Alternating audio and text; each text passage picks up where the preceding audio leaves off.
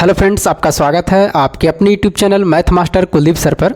और इस सवाल को देखते ही कितना स्किप करेंगे वीडियो के, लेकिन ये परसेंटेज का सवाल और CHSL में ये सवाल पूछा गया है। आप इसको बना करके देखिए, शायद हो सकता है कि आप आंसर गलत ही टिक करिएगा। पहले मुझसे बनाने से पहले आप ट्राई ज़रूर करिए, क्योंकि सवाल देखने में बहुत छोटा लग रहा है तो लोगों को लगता है कि ये सवाल हमसे देखने के साथ में ही बन जाएंगे, लेकिन ऐसा नहीं है। पहले इस सवाल को आप बना के देखिए और हमें लगता है कि शायद आपको 1 मिनट क्या 2 मिनट में भी नहीं बनेंगे और आप जो आंसर लाइएगा वो गलत ही होंगे, ये मुझे पूरा विश्वास है। आइए मैं बना के देखता हूँ, लेकिन आप इतना ज़रूर अपना दायित्व निभाएं कि आप इस प्रश्न को ज़रूर बनाएं। और मैंने इसमें जो भी प्रश्न बताने वाला हूँ अभी, उसको आपको उस प्रश्न को पहले अपने से बनाना है, उसके बाद में वीडियो को चालू करना है। मैं इसलिए कर रहा हूँ कि ये सवाल तीनों आपसे पूछा गया है, CHSL में पूछा गया है और उसके बाद में एक सवाल NTPC में पूछा गया है जो LCM और HCF से रिलेटेड है। करा कि एक कस्बे की जनसंख्या 5 वर्षों में 1 लाख से बढ़कर 2.5 लाख हो जाती है, तो प्रतिवर्ष जनसंख्या की अनुमानित संयोजित प्रतिशत वृद्धि क्या होगा, ये आपसे पूछा जा रहा है। ऑप्शन में है 20%, 30%, 10% और 40%। देखिए, इसको एक हम बनाने का आपको एक शॉर्टकट तरीका भी बताएंगे। पहले सुनिए, आपको करना क्या है, इसका जो पूरा डिटेल है वो क्या कहना चाहता, कैसे बनेगा। करा कि एक शहर की जनसंख्या जो है वो 1 लाख से बढ़कर होता है कितना, 2.5 लाख हो जाता है। ये कब होता है, तो ये आपका होता है 5 वर्ष में। कितना वर्ष में, 5 वर्ष में। आपसे पूछा जा रहा है कि बताइए इसका रेट कितना होंगे, किस प्रतिशत से हो जाएगा 5 वर्ष में 1 लाख से बढ़कर 2.5 लाख हो जाएंगे। अब इस सवाल को पढ़ने में तो बहुत ही छोटा है, बहुत ही आसान लगा, लेकिन इसका अगर हम डिटेल सॉल्यूशन देखें तो किस पर सवाल बनेगा, तो आप फॉर्मूले जानते हैं, A बराबर P इंटू 1 प्लस R बटा 100 के पावर कितना N। इसी पर ये सवाल आपको बनने वाले हैं। लेकिन यहाँ पर है क्या कि जैसा ही आप मान पुट करिएगा ना इसमें, तो पूरी तरह से ये डिजिट सेट नहीं है। जैसे पावर यहाँ पर 5 आएगा, जैसे अगर हम 16 करें इसको, तो यहाँ A का मतलब 1 लाख से बढ़कर 2.5 लाख हो गया, मतलब मिश्रधन का काम करेगा कितना, 2.5 लाख काम करेगा, और मूलधन कितना, 1 लाख काम करेगा। उसके बाद में 1 प्लस R बटा 100 और पावर कितना लिखेंगे, यहाँ पर 5 वर्ष लिखेंगे। अगर आप इसका 16 करिएगा ना, तो ये 5 जो है इधर आएगा ना, तो पूरी तरीके से ये पावर यहाँ पर जैसे 2.5 लाख है, 2.5 लाख है, और उसके बाद में नीचे कितना है आपका 1 लाख है। ये पूरी तरह से जो पावर इधर आएगा ना, वो पूरा 5 पावर इधर है, तो इधर ये 5 पावर बैठना चाहिए फिट इसमें कट छट के, लेकिन वो बैठेगा नहीं। ये 5 से पूरा ये 4 जीरो से कट जाएंगे, फिर 5 5 25, 5 दूना 10 कटेगा, 5 बटा 2 आएगा। एक किसी न किसी का पावर रहना चाहिए कट के, जैसे 5 के हम पावर 5 करते हैं और 2 के पावर 5 करते हैं, तो कितना आएगा, जैसे 2 का पावर 5 करें तो 2 दूना 4, 4 दूना 8, 8 दूना 16, दूना 32, मतलब नीचे 32 होना चाहिए।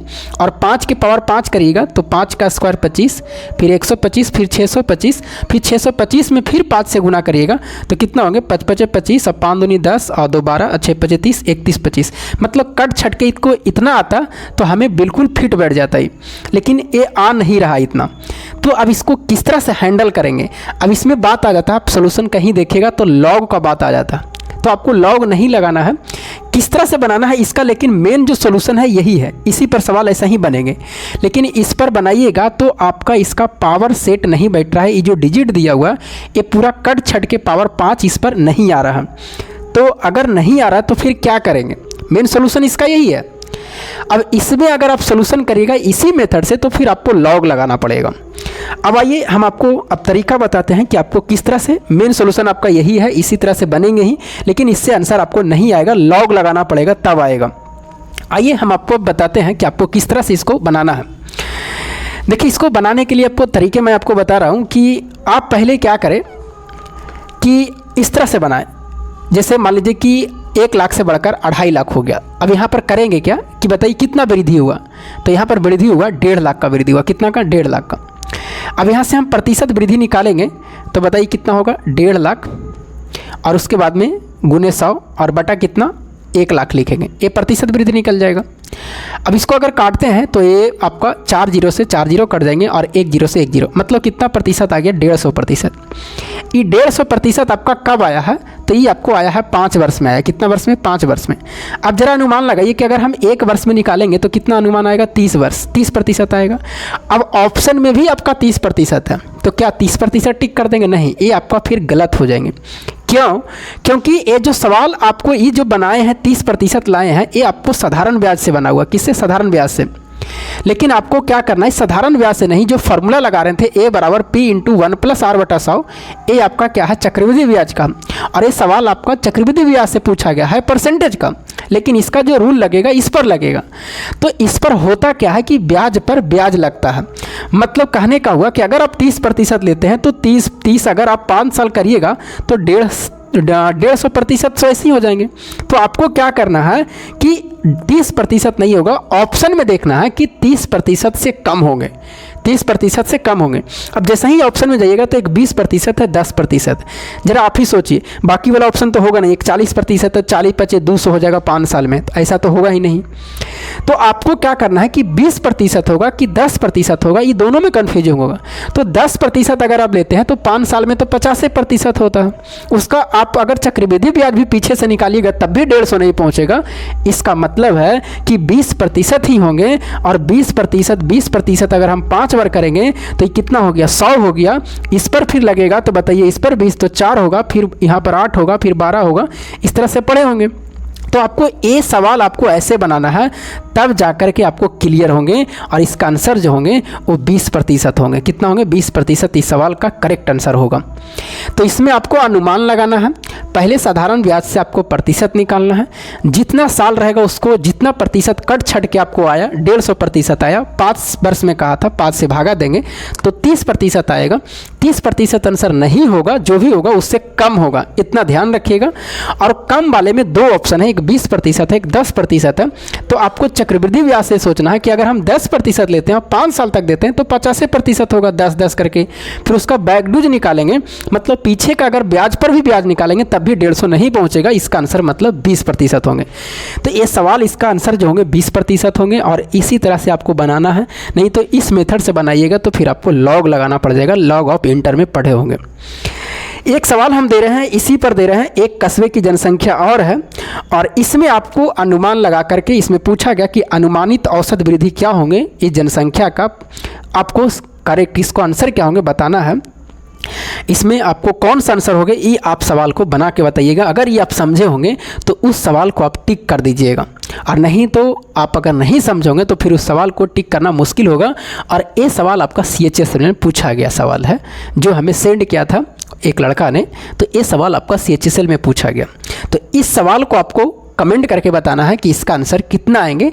सेम टू सेम सवाल है, प्रोसेस सेम होंगे। पहले आप साधारण ब्याज से जैसे हम निकाले हैं यहाँ पर प्रतिशत, वो निकाल लीजिएगा। और जितना प्रतिशत रहेगा, जैसे इसमें दशक कहा, दशक के मतलब 10 वर्ष होता है। एक दशक लिखा, एक दशक के मतलब 10 वर्ष, तो समय की जगह पर 10 वर्ष लेना है। जितना रेट आएगा 10 से डिवाइड करिएगा, और उससे नीचे वाला ऑप्शन आपका क्या होंगे? करेक्ट होंगे। इतना बात ध्यान में रखिएगा। तो आप कमेंट करके इसको बताइएगा कि इसका आंसर कितना होंगे। आइए हम अब आगे बढ़ते हैं, और अगला सवाल है, वो भी सवाल आपको NTPC में पूछा गया सवाल है। वो बहुत ही अच्छे सवाल है वो भी। और ये देखिए, ये सवाल इतना आसान नहीं था। देखने में आप लोग को आसान लगा होगा, लेकिन ये सवाल आसान नहीं है। बना के देखिएगा तो खुद आपसे नहीं बना होगा। तो चलिए हम आगे बढ़ते हैं। अगली सवाल में कहा कि यदि 4 विभिन्न संख्याओं का लघुत्तम समावर्तक 270 है और प्रत्येक युग्म का महत्तम समावर्तक 9 है, तो चारों संख्याओं का गुणनफल क्या होगा? ये आपसे पूछा जा रहा है। देखिए, बहुत ही अच्छे सवाल है। सबसे पहले करा कि 4 विभिन्न संख्या, हम मान लेते हैं कि 4 विभिन्न संख्या, एक A है, B है, C है और कौन सा D है। और इसका जो एलसीएम दिया गया है, इसका एलसीएम कितना है? 270 है, ठीक है। और इसका HCF कहा है, इसका एलसीएम कितना है? तो एलसीएम इसका 270 है। और इसका HCF कहा है कि इसका HCF कितना? 9 है। अब सबसे पहले अगर हम ये 4 संख्या जो माने हैं, इस चारों संख्या को हम क्या करेंगे कि चारों संख्या को पहले HCF होता है, सभी में होता है, इसमें भी शामिल होता है, इसमें भी शामिल होता है, इसमें भी शामिल होता है। इसका मतलब यहाँ पर हो जाएगा 9A, 9B, 9C और कौन सा? 9D। पहले हम 4 संख्या मान लिए कि 4 संख्या कौन कौन माने, तो 4 संख्या A, B, C, D माने। और HCF का मतलब होता है वो संख्या सभी में शामिल होगा तभी HCF होते हैं। तो 9A, 9B, 9C और 9D होगा। अब इस संख्या का एलसीएम कहा कि एलसीएम कितना है? 270 है। हम लोग भी एलसीएम निकालेंगे। तो 9 9 9 का एलसीएम 9 होगा और ABCD का एलसीएम कितना होंगे, ABCD होंगे, यही होंगे। ये 9 तिया 27 कट जाएंगे, मतलब कितना आएगा, 30 आएगा। यानी ABCD का कितना आ गया, 30 आ गया। ठीक है, अच्छी बात है। अब आइए, अब यहाँ से क्या करेंगे, 9A 9B 9C 9D है।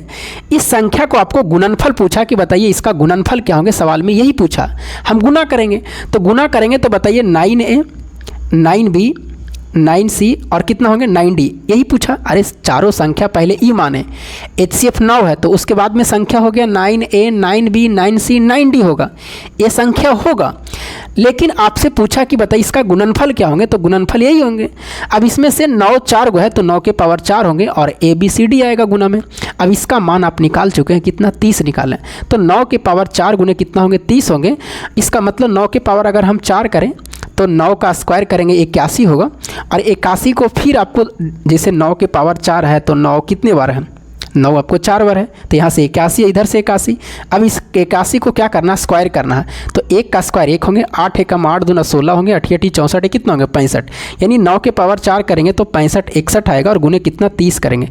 ये लास्ट में 0 बैठेगा, 3 से गुना कर देना है, 3 6 तिया 18 5 तिया 15 1 16 6 तिया 18 कितना, 19। यानी सवाल का आंसर होंगे 19 68 30 होंगे, जो ऑप्शन में आपको बी में दिखाई दे रहा होगा। तो ये बहुत ही अच्छे सवाल थे और ये सवाल आपका NTPC में पूछा गया। आप देखिएगा कहीं ना कहीं आपको सेट में मिल जाएंगे।